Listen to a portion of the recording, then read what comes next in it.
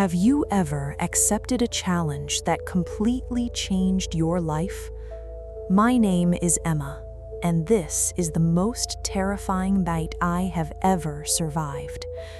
Before that night, I never believed in ghosts, haunted houses, or supernatural stories. I always laughed when people talked about spirits or cursed places. I believed everything had a logical explanation. One day, while scrolling through social media, I found a strange challenge. Spend one night alone inside the old Blackwood house. The person who completed the challenge would win $10,000. Most people quit after just a few minutes. Some said they heard footsteps. Others claimed they saw shadows moving through the windows. A few even refused to talk about what happened. I smiled. "They're just trying to scare people," I said. Without thinking too much, I accepted the challenge. The next evening, I packed a flashlight, extra batteries, food, water, my phone, a camera, a sleeping bag, and a first aid kit. My friends wished me good luck, but I could see worry on their faces. As I drove toward Blackwood House, the road became narrower. Trees covered the sky, making everything darker than usual. Thick fog slowly rolled across the ground. Finally, I saw the house. It stood alone on a small hill. Broken windows stared like empty eyes. The wooden walls were cracked. The front gate hung open, making a slow creaking sound whenever the wind blew. Even though I didn't believe in ghosts, I felt a strange chill. I reminded myself that fear was natural. At exactly 8 o'clock, I walked inside. The front door closed behind me with a loud bang. I quickly turned around. No one was there. "It's just the wind," I whispered. Inside, dust covered every piece of furniture. Old family portraits hung crooked on the walls. Spiderwebs stretched across every corner. The silence was almost unbearable. I placed my camera in the main hallway and started recording. For the first hour, nothing unusual happened. I explored the kitchen, the library, and several empty bedrooms. Everything looked abandoned. Then I heard footsteps, slow, heavy, coming from the floor above. I stopped moving. The footsteps continued. Step, step, step. I looked upstairs. No one. Maybe an animal, I thought. Trying to stay calm, I climbed the old staircase. Every step made a loud creaking sound. When I reached the second floor, the footsteps suddenly stopped. Complete silence. I searched every room. Nothing. No person, no animal, only darkness. As I turned around, one bedroom door slowly closed by itself. I froze. There were no open windows nearby. I walked toward the door and pushed it open. The room was empty, but the air felt much colder than the rest of the house. My flashlight suddenly flickered, then it went out. My heart started racing. Luckily, I had packed extra batteries. After replacing them, the flashlight worked again. I laughed nervously. See, just old equipment. But deep inside, my confidence had started to disappear. Around midnight, strange things became impossible to explain. I heard children laughing somewhere in the house. The sound echoed through every hallway. I followed it. The laughter suddenly stopped. Then I heard whispering. Very soft, as if someone was standing right behind me. I quickly turned around. No one. My breathing became faster. I hurried back downstairs. When I reached the living room, every chair had changed position. I was certain they had been facing the fireplace. Now they formed a perfect circle. I knew I hadn't touched them. My hands started shaking. I checked my camera. The recording suddenly ended several minutes earlier.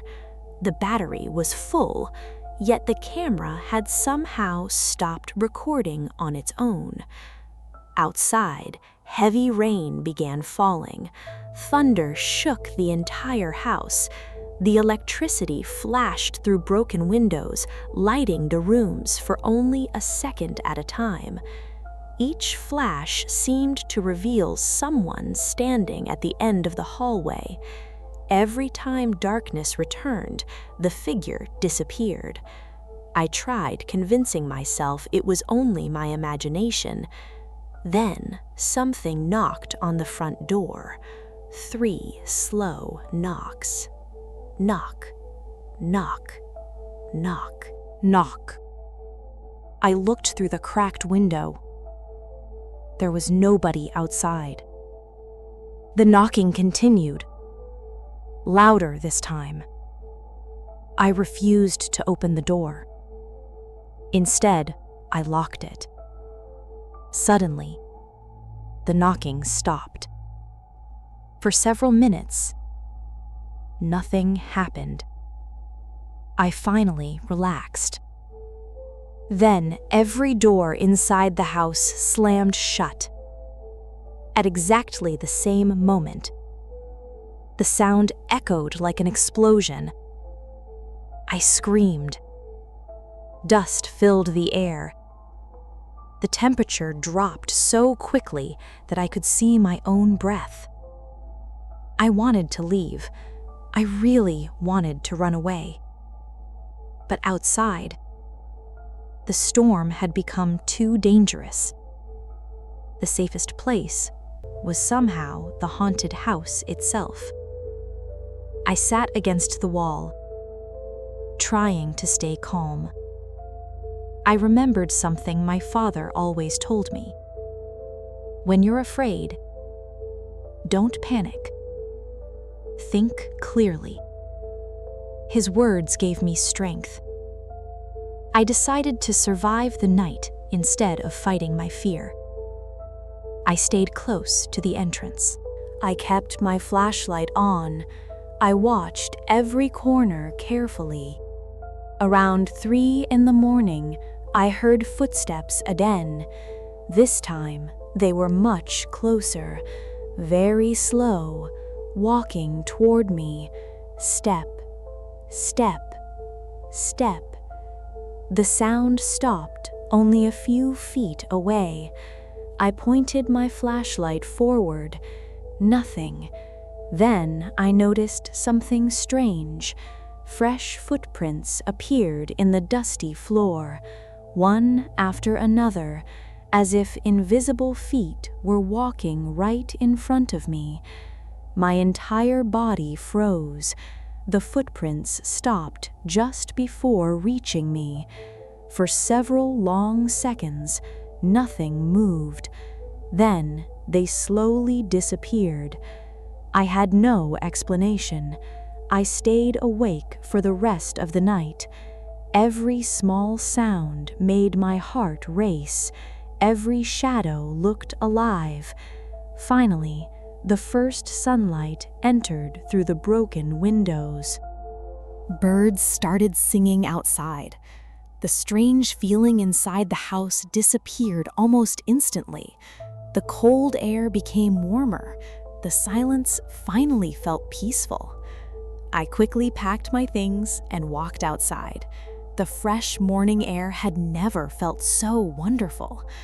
When I looked back one last time, I noticed an upstairs curtain moving. Someone or something seemed to be watching me, but there was no wind.